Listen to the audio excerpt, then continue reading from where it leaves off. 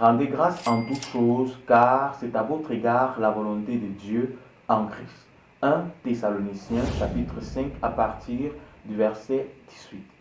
Les amis, je vais vous conter une histoire. C'est celle de deux voisins qui étaient séparés par un mur mitoyen. L'un avec un fils vaillant et l'autre avait un fils plutôt reposé, plutôt nonchalant, et il s'en plaignait.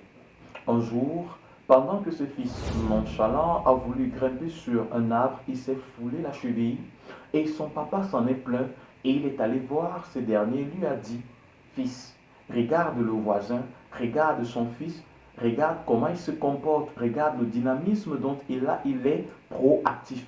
Pourquoi refuses-tu de l'être? Pourquoi ne l'es-tu pas? Qu'est-ce qui ne marche pas? Pourquoi as-tu ce comportement, ce tempérament et cet état d'esprit qui te pousse à ne rien vouloir et à ne rien apprendre? Il a commencé à rapporter à son fils tout ce que le fils du voisin accomplissait, qu'il n'était incapable de réaliser. Passé cet épisode est arrivée la période de tumulte, où la nation dans laquelle il résidait était en guerre contre une nation voisine. Et les milices du pays enrôlaient des jeunes prêts à servir la nation. C'est ainsi qu'arrivés à leur bourgade, ils convoquaient tous les jeunes de la zone et ceux-ci répondirent présents. Tous passèrent sous le crible des évaluations. La plupart d'entre eux avaient été retenus et malheureusement, celui qui avait répondu négativement à ces examens était encore le fils de ce papa qui se plaignait. Rentré à la maison avec cet échec de croc, son papa n'a pu se retenir, il en a fait une crise. Au bout de quelques mois, il s'en est remis. Beaucoup de temps s'était écoulé et personne n'avait de nouvelles du fils du voisin qui était allé en guerre, jusqu'au soir où son papa se mit à hurler, crier, pleurant le décès tragique de son fils sur le champ de guerre. Les voisins tout naturellement accourus vers lui pour le consoler, y compris le père dont le fils était nonchalant.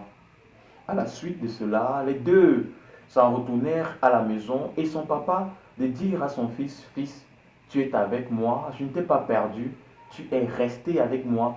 Si j'ai besoin de l'eau, tu me l'apportes. Si j'ai besoin du bois, tu me l'apportes. Tu n'es certes pas aussi dynamique que le fils de mon voisin, mais je t'ai encore à mes côtés. Leçon: il est bien de savoir se réjouir de ce que le Seigneur nous donne, de ce que le Seigneur nous accorde. Les amis, mes frères et sœurs, réjouissez-vous du peu que le Seigneur vous donne. Votre malheur naît de ce que vous passez votre temps à observer et à regarder ce que les autres ont, plutôt que de focaliser vos regards sur ce que le Christ vous a donné. Il vous a donné votre vie. Regardez tout autour de vous, vous verrez que de nombreuses personnes sont aujourd'hui alitées. Et certaines que vous avez côtoyées hier sont dans des tombes, dans des cimetières. Mais vous, vous êtes vivants. Pourquoi regarder à ce que les autres possèdent plutôt que de regarder à ce que vous avez? Vous avez du temps, vous avez la vie, vous avez un mari, vous avez une femme, vous avez des enfants, vous avez un papa, vous avez une maman, vous avez un avenir devant vous, vous avez des talents, vous avez des capacités, vous avez des aptitudes, vous avez un cerveau. Regardez à côté de vous. Le Seigneur vous évite de tomber malade. Le Seigneur vous préserve de toute maladie. Le Seigneur ne vous permet pas de vous laisser emporter par la drogue, dans la vie des débauches, dans la vie des licences. Le Seigneur vous garde bien. Chers frères et sœurs, soyons reconnaissants à l'égard des bienfaits du Christ. 1 Thessaloniciens 5, verset 18 nous le dit. Soyons reconnaissants en toutes choses, car c'est pour nous la volonté de Dieu. Est-ce que vous écoutez même l'amour du Seigneur? Est-ce que vous voyez même l'amour du Seigneur? Parce que l'amour de Dieu, ça s'écoute et ça se voit au travers des bienfaits que le Seigneur nous accorde tous les jours de notre vie, de notre existence, de notre pèlerinage terrestre. Vous avez reçu Christ. Regardez à côté de vous et comparez votre vie avec ceux qui n'ont pas le Christ. Regardez dans quoi ils sont vautrés. Il y a ceux qui sont arrêtés parce qu'ils ont volé, parce qu'ils ont dérobé, parce qu'ils ont détourné des fonds dans des structures. Et il y a celles qui se sont laissées emporter par une vie de prostitution. Mais à cause de Jésus, vous êtes debout. Et à cause de Jésus, vous avez des valeurs. À cause de Jésus, Vous avez de l'estime pour la personne que vous êtes. Vous ne vous vendez pas pour de l'argent. Vous ne vous laissez pas emporter par l'homosexualité, par des pratiques contre nature pour de la rémunération. Vous vous conservez pur, vous vous conservez agréable, vous vous conservez honorable devant la face de notre Seigneur. Sachez apprécier ce que le Seigneur vous donne. Si vous avez la possibilité de pouvoir manger un verre de riz, acceptez-le, prenez-le avec grâce. Si le Seigneur vous a donné un fils nonchalant aujourd'hui, acceptez-le, prenez-le avec grâce. Croyez que demain, le Seigneur fera une bonne personne. Si le Seigneur vous a donné une fille, acceptez-la, reconnaissez que c'est un fruit de la grâce de Dieu, éduquez-la et demain, le Seigneur fera en sorte que vous vous réjouissez d'elle. Réjouissez-vous d'abord du peu qu'il vous a donné, parce qu'à côté de vous, il y en a ceux qui n'ont même pas le 1/10 de ce que vous percevez, mais cela ne leur empêche pas d'être heureux. 1 Thessaloniciens chapitre 5 à partir du verset 16 nous le dit, soyez toujours joyeux. Mes chers frères et sœurs, rien ne peut me voler la paix, rien ne peut me voler la joie, rien ne peut me voler le bonheur que Christ me donne.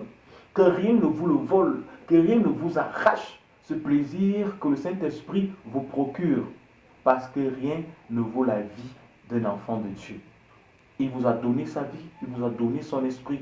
Sachez le reconnaître, sachez vous réjouir de toutes les bénédictions et les bienfaits que le Seigneur vous donne.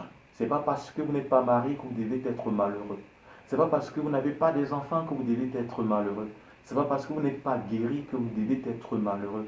Ce n'est pas parce que vous ne voyagez pas. Ce n'est pas parce que vous ne progressez pas que vous devez être malheureux. La parole de Dieu nous dit, soyez heureux en tout temps et en toutes circonstances. Et moi, je vous le dis en tant que frère, bien-aimé, ne vous couchez jamais dans la tristesse.